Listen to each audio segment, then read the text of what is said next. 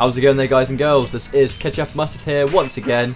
I know I've only just released a video on YouTube, but within like a day, less than that, NetherRealm have released a story mode trailer. Shows off a bunch of cutscenes and a ton of potential character reveals. Ed Boon said that there will be 5 character reveals in this trailer. We saw more than 5 characters, which means that not all of them will be playable. We're going to quickly go into who we think will be playable, who we think may not make the cut, stuff that you guys may have potentially missed, and even, you know, if you guys think that we've missed something, please let us know in the comment section. But I'm not going to waste any time here. Let's get stuck into all the character reveals.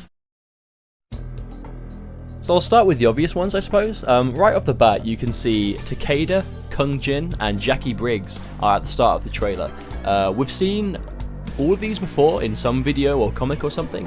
Kung Jin appears to be the archer guy from previous videos that we saw in the arcade ladder, so I'd like to think that he's playable. Takeda, we've seen in the comics, is the son of Kenji, although he does look a bit more advanced and older than he does in the comics right now. And we've got Jackie Briggs, who again has been seen in the comics, but looks a bit more advanced, looks like she's part of the Special Forces or something along those lines. I just like this idea of taking old fan favourite characters and then advancing them forward with the story 25 years to create these new characters that fit in with the MK universe. Aside from that, we see Melina is making a return. Not so much of a surprise, really, to some of us, I think, considering she did survive the events of MK9. She has been in the comics. She does appear to have a comic attire on her at the moment, and she does seem to be quite important to the Kotal Khan side of the story. So far we've got those 4. Let's see who else we spotted. On top of the guys that Mustard just mentioned, how can we forget about Erron Black? Erron Black is a character that's had a little bit of time in the comics, and nothing really else. He's been teased, he's been hinted at. This is the first piece of 3D in-game Erron Black we've seen. I really hope he's a playable character because he's been a really intriguing character for me.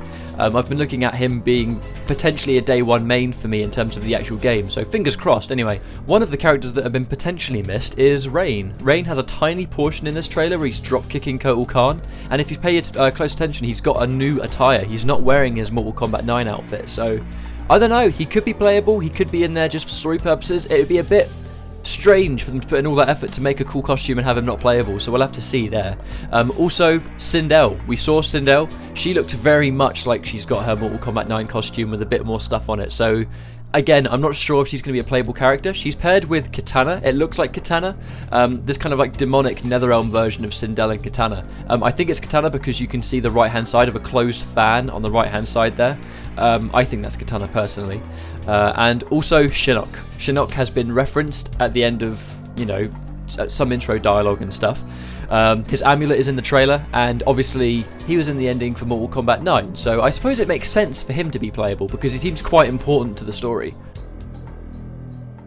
So not only were there a ton of character reveals in this trailer, there were also a bunch of alternate costumes. I'll start things off with Retro Raiden here. We can see him sporting his MK1 look when he's fighting Shinnok, which is really cool because I love the classic costumes from MK9, so I'm hoping they sort of follow suit with that through to MKX.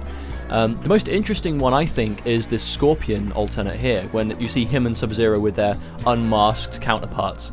Sub-Zero, we've seen him look like this quite a lot in previous games, but Scorpion, however, never really has looked like this. I know it says in the comics originally that he looks a bit more human now, he's sort of come to terms with himself a bit more, and you can see that going along with Takeda as well in this Shirai Ryu outfit. So it looks like they're taking a lot of inspiration from the comics for a lot of these alternate costumes, which I think is really cool. We can also see Reptile and Ermac sporting their alternate costumes here, which I'm assuming are anyway. We can see Reptile unmasked, and Ermac appears to have this head gem on, which I believe he had in Mortal Kombat Deception in some way, shape or form. So they're all the costumes that we saw. We'll see if there's others. Make sure you let us know if we missed any. But yeah, moving on. So there you have it, guys. That was the Mortal Kombat X story trailer. It showed off a bunch of potential character reveals and alternate costumes. Everything looks really cool, and I'm really excited to see what they do next. I mean, as a competitive fighting game player, I'm looking forward to all the mechanics of the game and stuff, but even as a fan of MK, just what they do with the game's mythos, I'm really excited to see, because there's some new characters here that could bring something really interesting to the table. We are Ketchup Mustard. Hope you guys enjoyed this video. As always, if you enjoyed what you saw, please like and subscribe for more content, and there will be more Mortal Kombat content to come. So thank you guys, and take care. See you later.